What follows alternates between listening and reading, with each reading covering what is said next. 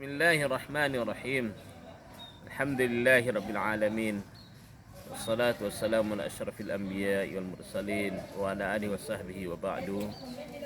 Kaum muslimin, kaum muslimat nikmati Allah Subhanahu wa taala.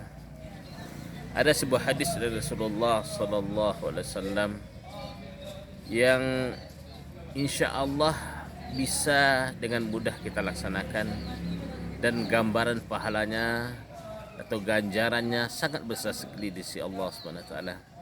Itu hadis yang diriwayatkan Imam Tirmizi.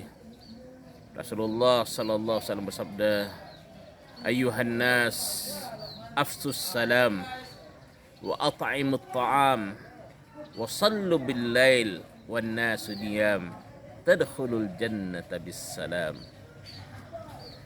Wahai manusia, kata Rasulullah sallallahu alaihi wasallam, afsus salam, tebarkan salam, berilah makan kepada orang-orang, dan salatlah di tengah malam pada saat orang sedang tidur nyenyak, sehingga kamu bisa masuk surga dengan selamat. Kaum muslimin, kaum muslimat dimati Allah Subhanahu wa taala, hadis ini mengajarkan kepada kita amalan-amalan yang sangat baik sekali. Yang pertama, afsus salam, tebarkan salam. Maksud tebarkan salam di sini bagaimana kita secara makna yang harfiahnya ya sering mengucapkan ucapan assalamualaikum.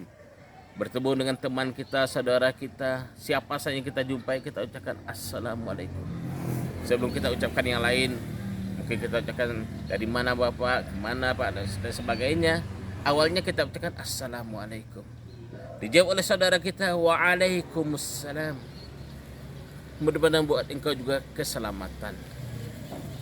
Makna yang lebih umum, yang lebih besar daripada itu adalah bagaimana kita menebarkan keselamatan, menciptakan keharmonisan, kedamaian. Orang Muslim adalah orang yang sifat mereka dimanapun mereka berada menenteramkan, menyejukkan.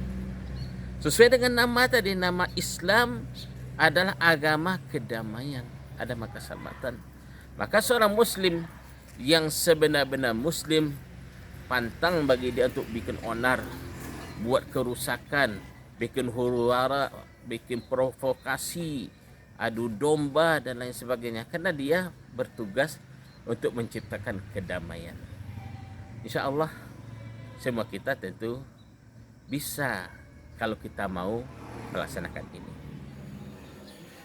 Kaum muslimin, kaum muslimat yang dirahmati Allah Subhanahu wa taala, kita lanjutkan potongan hadis, wa at'imut ta'am, berilah makanan kepada orang yang membutuhkan makanan. Ini makna harfiahnya. Bagaimana kita berbagi makanan. Nah, di lingkungan pesantren umpamanya, sesama santri, kalau datang paket dari orang tuanya, bagi kawannya. Ada sedang kita dapat rezeki, kita mau berbagi kesenangan, kita ajak kawan kita, kita traktir kawan kita untuk sama-sama mencicipi makanan dari buah dari rezeki yang telah Allah berikan pada kita. Ini makna yang sempitnya. Makna yang lebih luasnya adalah seorang mukmin harus mewujudkan kepedulian sosial. Seorang mukmin itu bagi seorang mukmin yang lainnya ibarat satu bagian tubuh. Idza ishtaka minhu 'udhun tada'a lahu sa'irul jasadi bis-sahri wal huma. Kalau ada yang sakit satu, yang lain pun merasakan sakitnya. Jadi seorang mukmin pantang baginya melihat saudaranya sedih, iba hatinya, dan dia turut bergembira pada saat saudaranya merasakan kesenangan. Kepedulian sosial ini kalau terwujud di tengah kaum muslimin, Masya Allah, Masya Allah, akan terciptalah kedamaian, kesejahteraan di tengah-tengah kaum muslimin. Kalau hal ini ada wujud dalam diri setiap kaum muslimin. Ini yang kedua, kaum muslimin, kaum muslimat rahmati Allah Subhanahu wa taala, yang kita usahakan amalan. Berikutnya, potongan hadis berikutnya, poin yang ketiga adalah Wasallu bil lail wan nasu niyam. Salatlah di tengah malam pada saat manusia tidur. Allah Subhanahu wa taala berfirman, "Wa minal laili fatahajjad bih nafilatan lak asa ay yab'ataka rabbuka maqaman mahmuda." Di tengah malam bangunlah, laksanakanlah salat tahajud sebagai amalan sunnah bagi engkau. Mudah-mudahan Allah Subhanahu wa taala akan bangkitkan engkau kelak dalam posisi maqam yang terpuji, makan aliyah. Seorang yang sering mengadu pada Allah Subhanahu wa taala, maka orang tersebut akan dicintai oleh Allah Subhanahu wa taala. Apalagi kalau mengadunya di tengah malam. Di tengah malam pada saat orang sedang tidur, maka tentu itu lebih mustajab lagi dan lebih dicintai oleh Allah Subhanahu wa taala. Dalam sebuah mafhum hadis dikatakan bahwasanya Allah Subhanahu wa taala turun di pertengahan malam terakhir. Lalu Allah Subhanahu wa taala berfirman, adakah orang yang meminta akan kabulkan permintaannya? Adakah yang memohon akan kabulkan permohonannya? Ini yang mau kita raih, menjadi seorang yang terpuji, menjadi orang yang mulia, tapi mulianya bukan di pandangan manusia, yang mulianya di sisi Allah Subhanahu wa taala dengan melaksanakan salat tahajud malam hari. Akhirnya dalam potongan hadis terakhir, Rasulullah SAW bersabda, "Tadkhulul jannata missalam."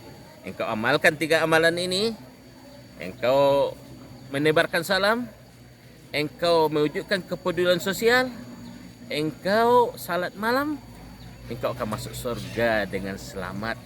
Tidak ada mampir-mampirnya, tidak ada singgah-singgahnya di neraka Allah Subhanahu wa taala, hanya melewati saja, melewati dengan selamat. Itu yang kita harapkan semuanya, kesuksesan dunia dan kemenangan di akhirat.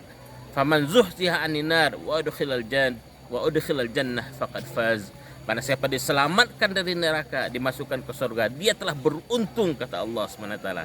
Insyaallah kita akan beruntung. Kita amalkan 3 hal tersebut. Fa'tabiru ya ulil absar la'allakum turhamun. Wassalamualaikum warahmatullahi wabarakatuh.